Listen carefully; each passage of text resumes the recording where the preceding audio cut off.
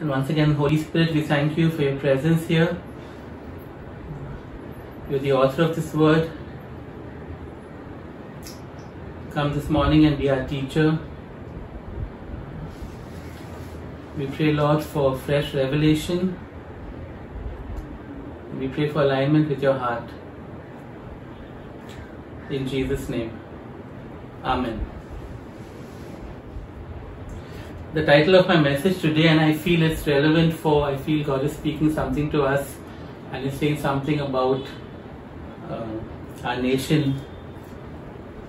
The title is The Flood is Coming.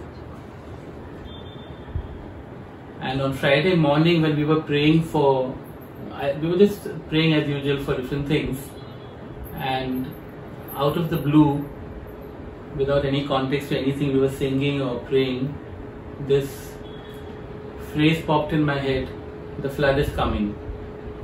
And literally 2 seconds after that, Anne started praying and literally used the words Noah's flood and said something about the flood. And it sort of stuck in my head, the flood is coming. And I feel God is saying to us today, the flood is coming. Now the flood in the Old Testament is an instrument of judgment. For example, Noah's flood was judgment over the whole earth. And often in the Old Testament, again and again, that phrase is repeated, and speaking of a flood coming, a flood of judgment, punishment, and words like that. However, in the New Testament, of course, when they talk about the flood of Noah, it's still about judgment. But you see in John 7 verse 38 that Jesus speaks of us overflowing with the Holy Spirit. He says streams of living water will flow or overflow out of you. And of course, when you think of overflowing, a river overflowing, whatever, that's what a flood is actually, when a river overflows. And he says, and that's the only time that word is used in the New Testament. Okay? Paul calls us to be filled continually with the Holy Spirit.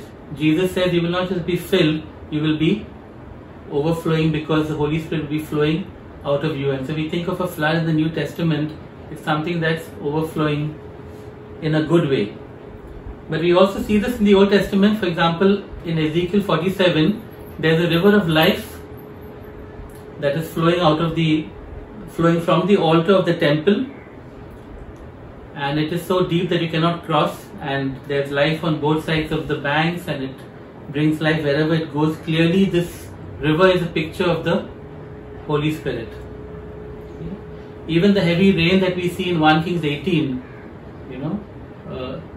heavy rain is often associated with floods after that.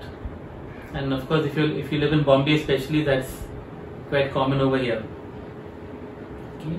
But heavy rain is also a type of the Holy Spirit. And so even though often in the Old Testament there's a notion of the flood as judgment, but there are hints or there are pictures of it as being a source of blessing when there is a flooding that comes from God. And I want to share one verse where it is so strong in the Old Testament, and that's a passage we'll look at today, and I believe God is saying something to us through that. Okay, Isaiah chapter 59 verses 19 to 21. Isaiah chapter 59 verses 19 to 21, and we'll just look at these 3 verses. I'll read it out and then we'll look at it in some detail. From the west, men will fear the name of the Lord, and from the rising of the sun they will revere his glory. For he will come like a pent-up flood that the breath of the Lord drives along. The Redeemer will come to Zion, to those in Jacob who repent of their sins, declares the Lord. As for me, this is my covenant with them, says the Lord. My spirit who is on you will not depart from you, and my words that I have put in your mouth will always be on your lips, on the lips of your children and on the lips of their descendants, from this time on and forevermore, says the Lord. And so in the context of flood, you can see that second part of verse 19. For he will come like a pent-up flood that the breath of the Lord drives along. Okay. I need to give an aside at this point. if you're looking at the King James Version, it looks completely different. This verse is translated, when the enemy comes in like a flood, the Lord will raise up his standard.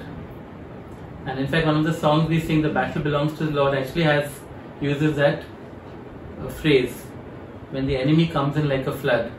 But as I did so, I had to do some research, and I feel this is absolutely, that this version, the version that we have in most of our modern Bibles, is actually more accurate.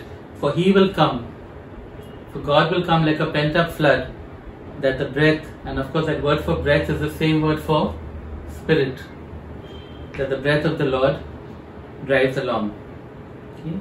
And the pictures of this, the pictures of a river, a raging river, and there's already a strong wind, and so the river is coming in force, and then it is forced through a narrow funnel. This phrase, pent up flood, is narrow, the word narrow, and so something is already coming in force, and now it's even it's forced through a narrow opening, and so it's even more powerful. Okay, the power is multiplied, manifold, because of the narrowing, that sense of being pent up, being squeezed. Okay? And it reminded me of another picture that in one of the prayer times,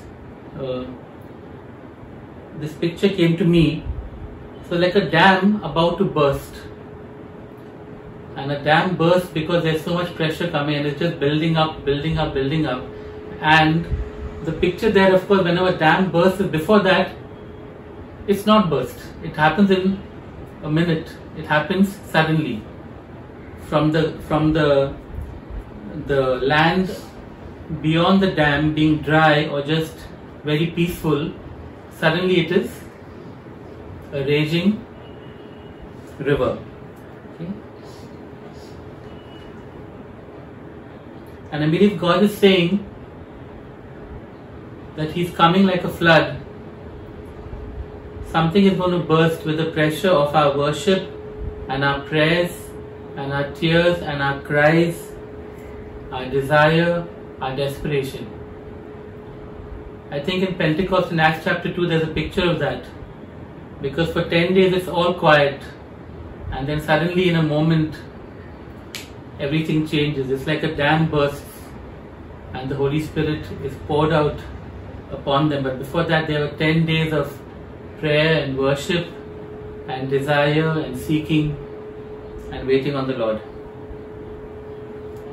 And so this picture of God coming, the Holy Spirit coming like a pent up flood, bursting, and His power is even made manifold because of what is happening.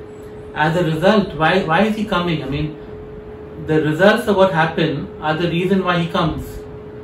And we see that in verse 19. From the west men will fear the name of the Lord, and from the rising of the sun they will revere His glory. And so we see fear and reverence. And of course those are sides of the same coin, so to speak. To fear the Lord is to revere Him. And I like this part, that they will fear and they will revere His name and His glory. You see, it will not be about blessings. It will be about the one who blesses. Just knowing how awesome God is, and the result of this pent up flood of the Spirit coming is a people who are in awe of an awesome God. Okay? Yes, He is our Father, yes, we love Him, yes, we know He loves us, but He is also this awesome God, and people will fear and revere His name and His glory. And then look at verse 21. Okay? And we can see so much the connection between the Old Testament and the New Testament, the things that Jesus says about the Holy Spirit and what is being said over here by Isaiah. He says, this is my covenant with them. And of course Jesus says, I will make a new covenant. In fact, at the communion we say, the blood of the new covenant. Jesus is making a new covenant with us. Okay? What is that new covenant? My Spirit who is on you will not depart from you. And what does Jesus say? I will send you another counselor or another helper to be with you forever. And then Isaiah says that when the Spirit comes, His words will be in our mouths. And of course that is what the Holy Spirit does.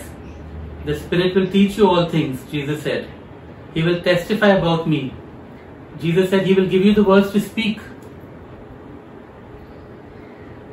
And finally the promise is for our children, our descendants, forever. And you remember what Peter says at Pentecost, this promise is for you and for your children and for all who are far off, all whom the Lord our God will call. And so we see that this promise in Isaiah 59 is so clearly mirrored and in fact comes to pass in what happens through Jesus and the outpouring of the Holy Spirit. And there's just one condition: to those who repent of their sins. It's the same condition John the Baptist gave, repent. The same condition Jesus came with, repent. It's the same condition Peter gave to the people who were hearing him at Pentecost, repent. And that word always means the same thing, it means to turn away. When Jesus told the rich young man to sell all his possessions, the man was doing nothing wrong with his money. He was not sinning with his money, but he had to turn away from it. So often we think of repentance as saying sorry for something. No, it is turning away. In fact, I think a better translation of repent of their sins is turn away from your rebellious ways. Because it's a lifestyle, it's rebellion that God calls us to turn away from and to turn towards Him. And that's the only condition that He gives us.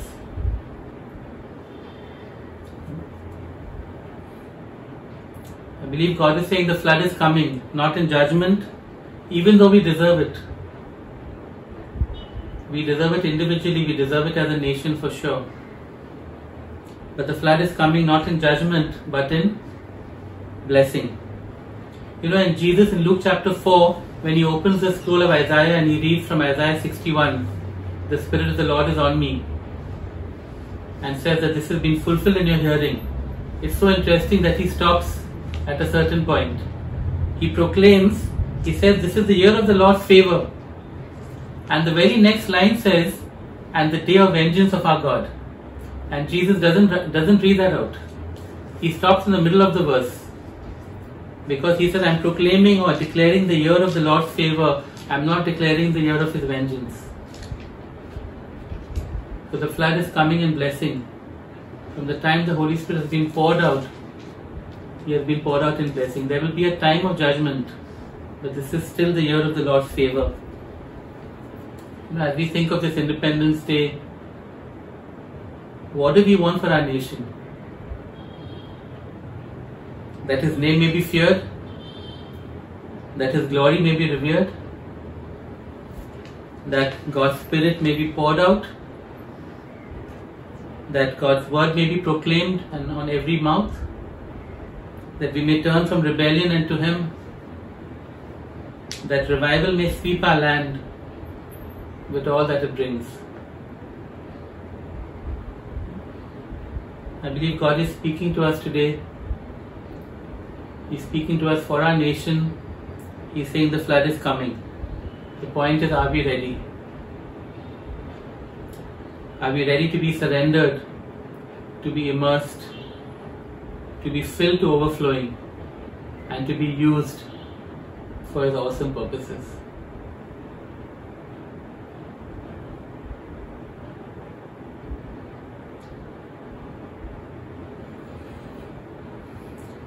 Just keep a moment of silence.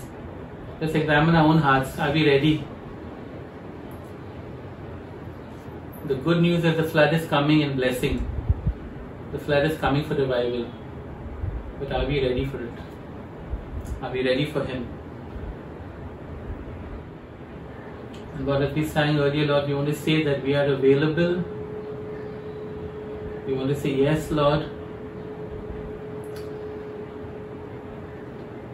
And even as we do so, Lord, we know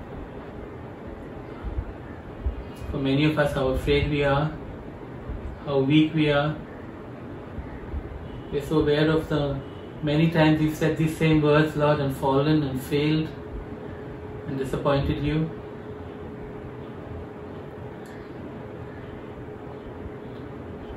And yet you persevere, Lord. Lord, again this morning we want to say, Lord, here we are.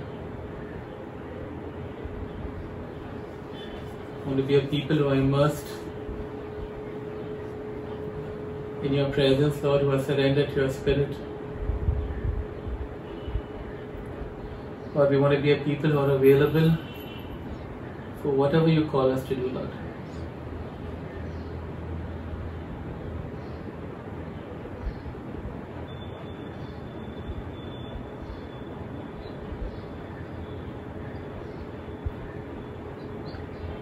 Lord, we believe, Lord, that the flood is coming and that we want to be in the center of your will and purposes for us.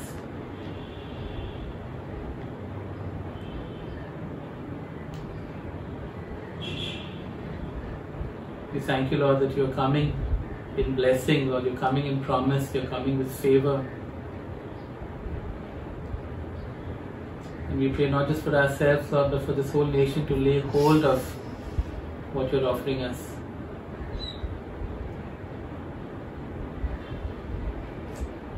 Come, Holy Spirit, seal these words in our hearts. Let there be a rich harvest